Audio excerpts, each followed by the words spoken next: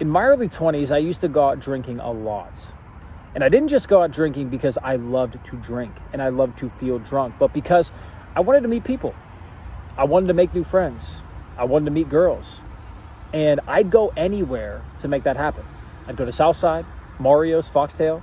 I'd go to North Shore, Tequila Cowboy. I'd go to Lawrenceville. I'd go to a house party. I'd go to Oakland. It didn't matter. If there was something going on, I was there because I wanted to get drunk and I wanted to meet people.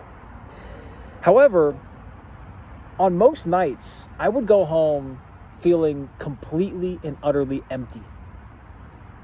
I hated how I felt at the end of those nights because even if it was a great time, even if I was the life of the party, the drinks were flowing, the girls were hot, the conversations were fantastic, even if the games were fun, I still felt like something was missing. I still felt like I wanted something more. And of course, on nights where this didn't occur, where the drinks were flowing, but they were drinks I only consumed to cope with my boredom or insecurity or anxiety, if the conversations were stale or a bit awkward, if the vibe just wasn't right, I would go home even more empty, even more depressed. And now that I'm nearly 27, 6 years removed from this sort of behavior, 5 years removed from this sort of behavior, I can tell you the reason why I felt so empty and the reason why I never really made any lasting friendships from going out and drinking was because drinking is not a curated experience. Drinking is a complete and utter crap show. You don't know who you're going to meet. You don't know what you're going to get into. There is no real plan. There is no real structure. Now, of course, there's a benefit to this because the adventure you could go on could be legendary. You may have a night for the ages, and I had plenty of those. Plenty of nights where I was having the time of my life, and the stories and memories are fantastic. I don't wish to give them back whatsoever. But if you're looking to meet people specifically, if you're looking to build lasting friendships, strong relationships, if you're looking to build a true tight-knit community, something that you and I need more than ever in the 21st century, something that you and I need more than ever with devices isolating us, with propaganda warping our minds, with hatred infecting our hearts, drinking is not going to cut it. Going out to bars is not going to cut it. Here in Chicago, I can tell you that if you're looking to find quote-unquote real people, you're probably not going to find them in West Loop.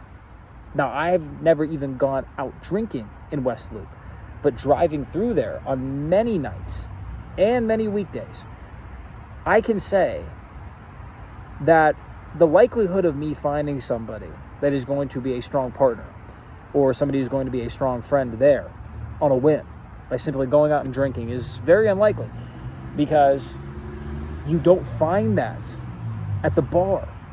You don't find that when you're going out to get drunk.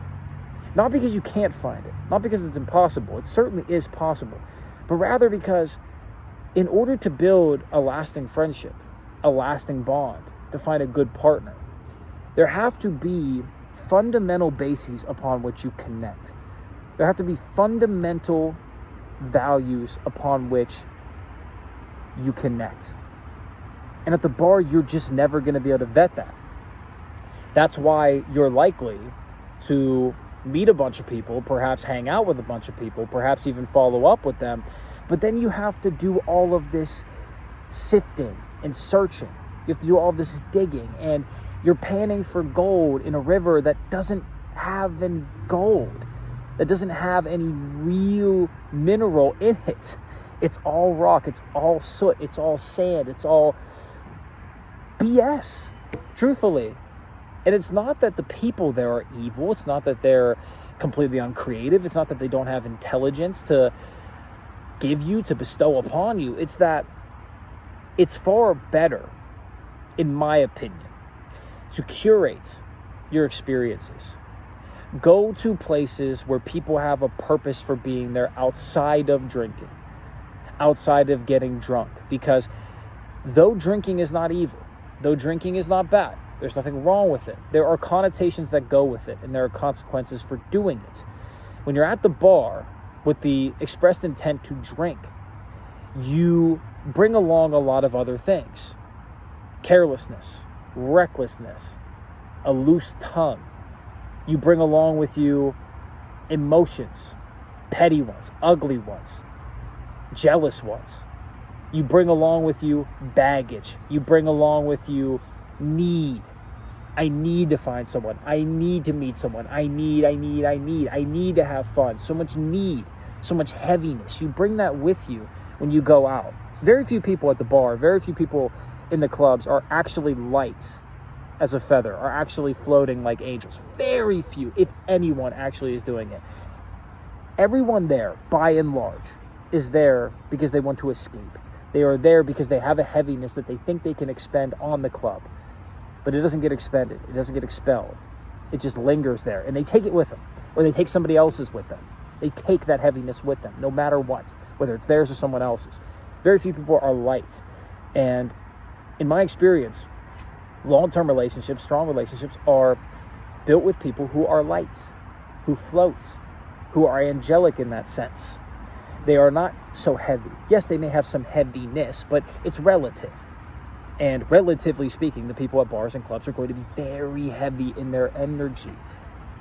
In my experience, it's far easier, far fulfilling to build relationships with people that are not nearly as heavy, that are working on getting lighter and lighter and lighter. Not working in the sense of grind, but naturally working, going with their natural rhythm and getting things done, making progress and lightening up.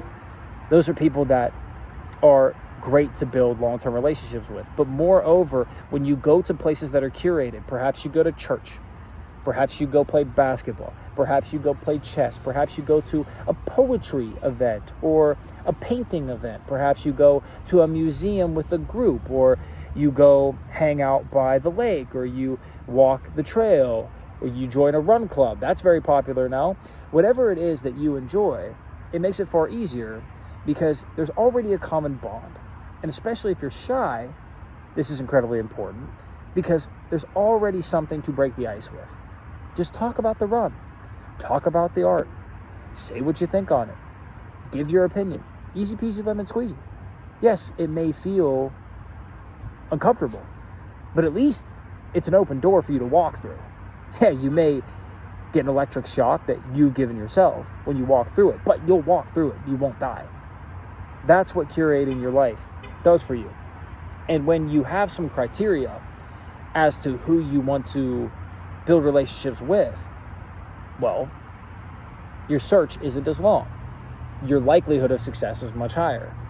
And even if you don't meet somebody, even if you don't find your spouse, even if you don't find some great relationship or some wonderful friendship, you're going to have a better time because you're not going into an environment that is surrounded by so much negativity, that is surrounded by so much desperation, so much anxiety, so much depression, so much schizomania. You're not going to be taking in that energy. So you're just going to have a better time because you're already doing something that you enjoy. You're already doing something that you're interested in. So it is quite literally a win-win. You cannot lose doing it. And so if you are struggling with isolation, if you're struggling with meeting people, if you are tired of the bar scene, this is what I would do.